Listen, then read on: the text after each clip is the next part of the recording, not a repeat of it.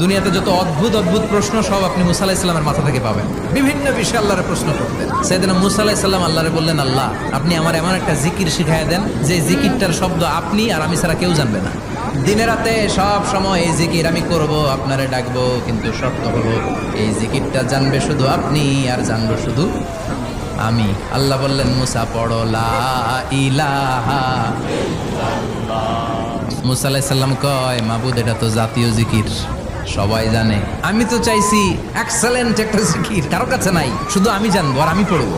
আল্লাহ বললেন, মুসা এই লা ইলাহাকে যদি এক পাল্লায় রেখে দাও, তাম বিশ্ব, 7 আকাশ 7 জমিনটারে তুলে যদি তুমি আরেক পাল্লায় রেখে দাও, লা রাজাহাত কাফাতু লা ইলাহা ইল্লাল্লাহ, মুহূর্তের মধ্যে লা ইলাহার পাল্লা ভারী হয়ে যাবে। ও মুসা, তুমি যতই এক্সক্লুসিভ জিকির চাও, লা ইলাহার চেয়ে দামি জিকির আমার কাছে নাই।